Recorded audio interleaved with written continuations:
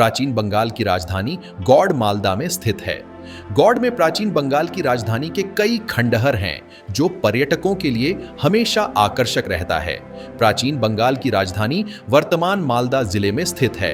मालदा भारत में पश्चिम बंगाल राज्य के उत्तरी बंगाल का एक जिला है। यहाँ प्राचीन बंगाल की राजधानी के खंडहरों का शहर है। गौड़ 12वीं और 16वीं शताब्दी के बीच बंगाल की राजधानी के रूप में अस्तित्व में था। 1 दर्जन से अधिक राजवंशों ने 4 शताब्दियों से अधिक समय तक शासन किया। आज यह बंगाल में इस्लामी काल के सबसे शानदार खंडहरों में से एक है। गौदाह के इस प्राचीन शहर में इतिहास और वास्तुकला एक दूसरे से जुड़े हुए हैं। यहाँ की भूमि की खोज प्राचीन भगवान लक्ष्मण ने की थी। इस शहर का उल्लेख लगभग 500 ईसा पूर्व पौराणिक ग्रंथों में मिलता है। उस समय गौड़ सामान्यतः मौर्य साम्राज्य के अधीन था। 8वीं शताब्दी से 11वीं शताब्दी तक बंगाल पाल वंश के शासन के अधीन था। बंगाल की बौद्ध जीवन शैली का अनुसरण करते हुए इस समय इस शहर का बहुत विकास हुआ। पाल राजाओं के शासन के बाद सेन वंश का शासन आया, जिस पर 12वीं शताब्दी में मुगलों और अफगानों ने कब्जा कर लिया। गौड़ा एक समय शक्तिशाली हिंदू राजा शशांक के अधीन था। बौद्ध पाल राजवंश ने 8वीं से 11वीं शताब्दी तक बंगाल पर शासन किया। 1130 ई के आसपास रामपाल की मृत्यु के बाद जैसे ही पाल साम्राज्य का पतन शुरू हुआ, सेना सत्ता में आ गई। योद्धा सामंत सेना का पुत्र हेमंत सेना उस समय शासक प्रमुख था। बाद में विजय सेन के पोते लक्ष्मण सेन ने गौड़ को शाही राजधानी घोषित किया और नादिया को दूसरी राजधानी बनाया। जब वह सिंहासन पर बैठा तब उसकी उम्र लगभग 60 वर्ष थी। 12वीं शताब्दी के अंत तक उत्तरी भारत में हिंदू शासन काफी कमजोर हो गया था, क्योंकि तुर्की आक्रमणकारियों ने देश को लूटना शुरू कर दिया था। बाद में लक्ष्मण सेन और उनके वंशज पूर्वी बंगाल में शासन जारी रखने में सक्षम रहे, लेकिन आधा राज्य प्रभावी रूप से मुस्लिम शासन के अधीन हो गया। यह बलबन राजवंश और तुगलक सल्तनत की राजधानी रहा। अलाउद्दीन अली शाह के शासनकाल के दौरान राजधानी को पांडुआ में स्थानांतरित कर दिया गया था, लेकिन पांडुआ के पास लंबे समय तक राजधानी नहीं थी। फिर कई वर्षों तक लगातार राजाओं ने गौड़ पर शासन किया।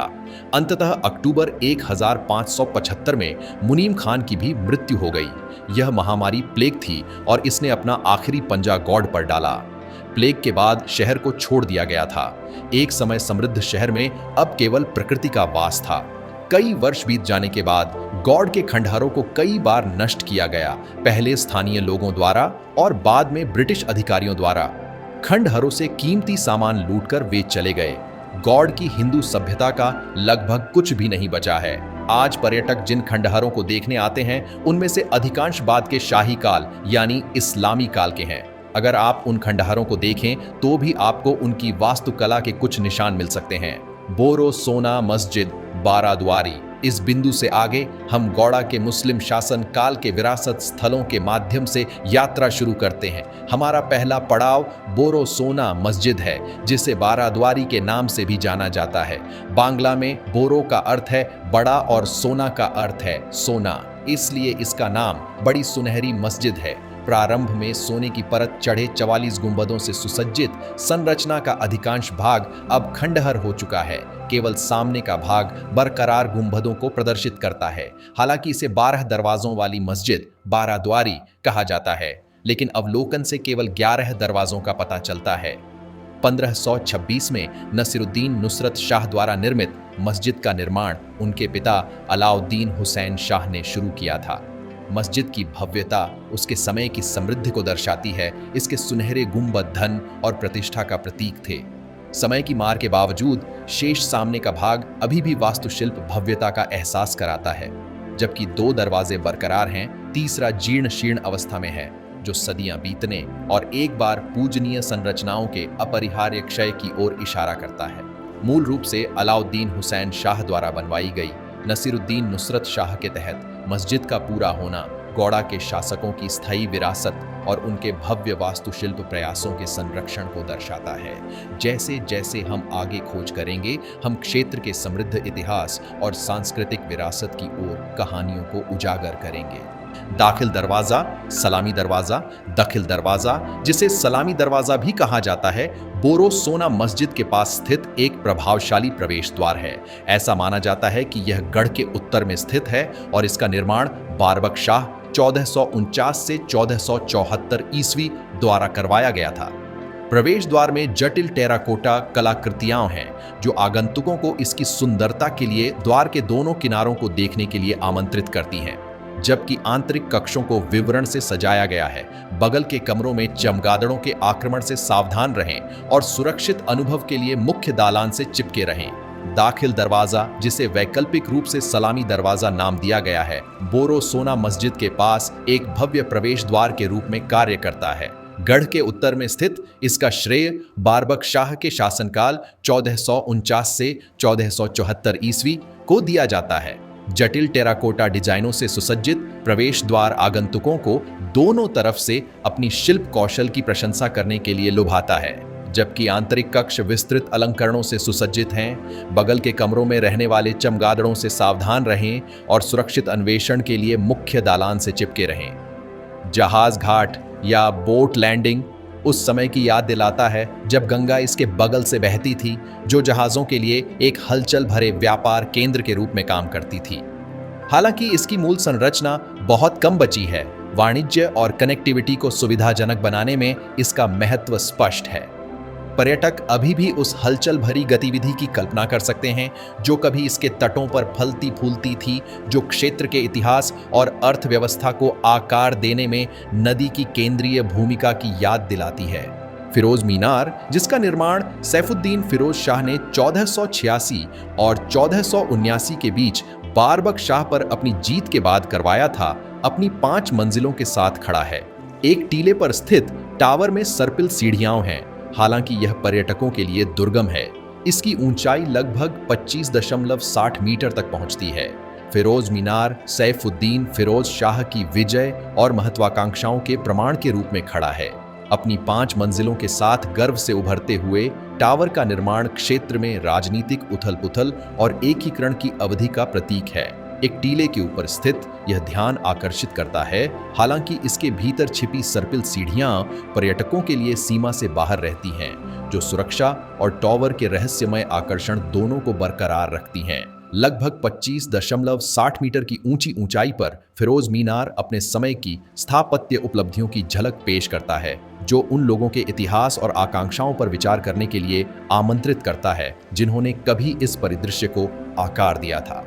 कदम रसूल मस्जिद 1531 ईस्वी में सुल्तान नसरत शाह द्वारा निर्मित कदम रसूल मस्जिद के पिछले प्रवेश द्वार पर एक काले बेसाल्ट स्लैब पर एक शिलालेख है। प्रारंभ में मस्जिद में पैगंबर के पैरों के निशान थे, जिन्हें बाद में खादिम की देखरेख में महिदपुर में स्थानांतरित कर दिया गया।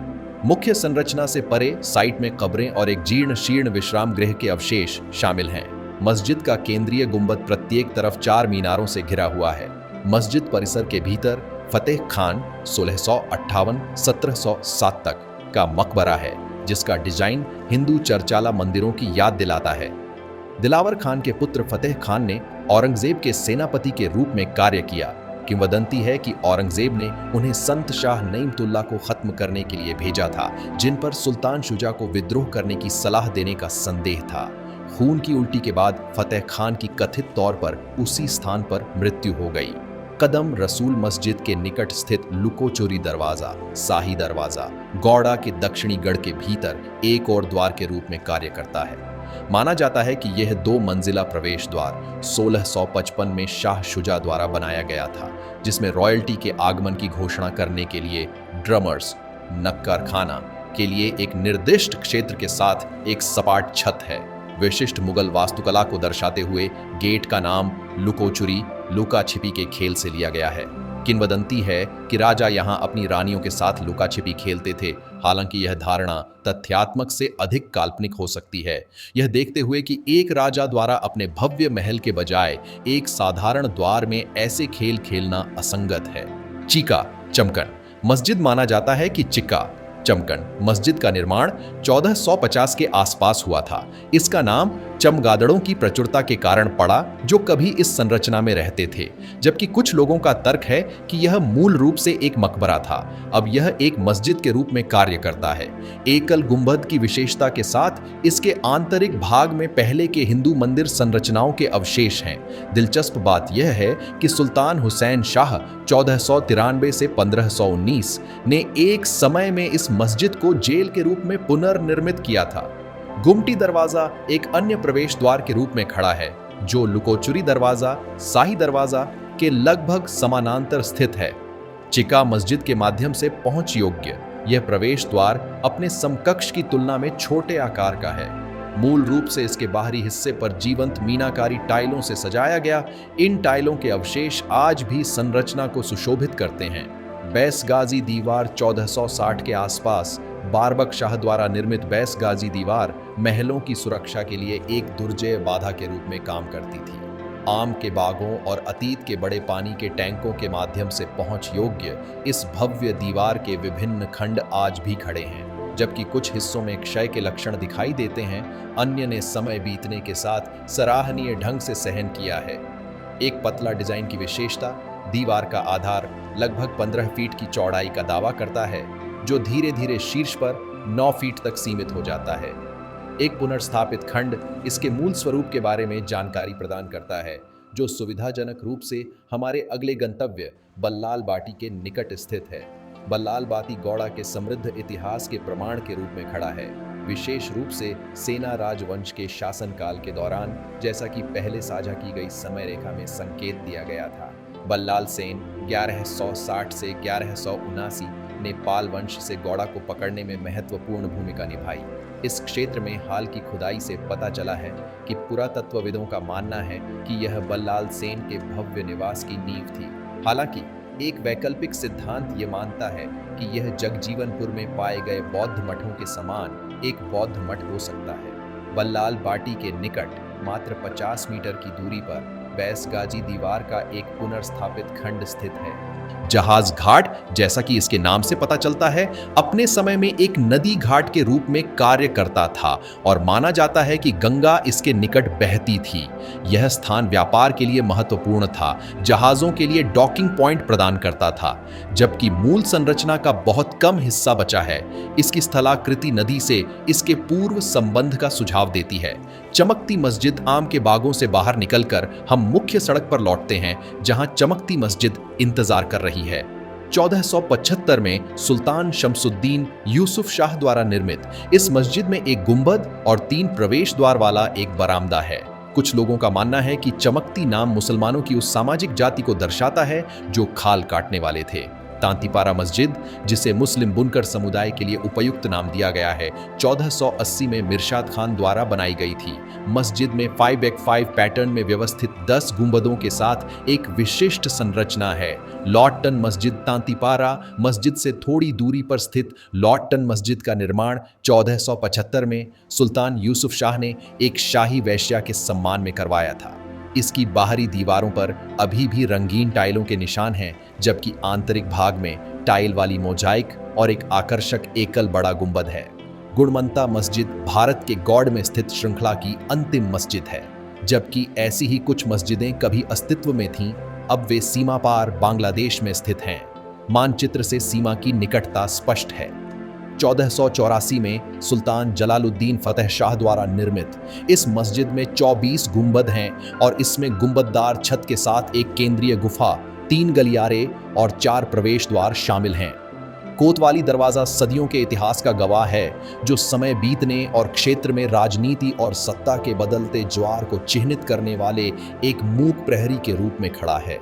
इसका मजबूत निर्माण इसके निर्माताओं की शिल्प कौशल और इंजीनियरिंग कौशल को दर्शाता है, जो एक समय इसके रणनीतिक महत्व की ओर इशारा करता है। जो पर्यटक इस सीमा स्थल पर जाते हैं, उन्हें अतीत की वास्तविक अनुभूति होती है, जहां प्राचीन व्यापार मार्गों और क्षेत्रीय विवादों की गूंज हवा में बनी रहती है।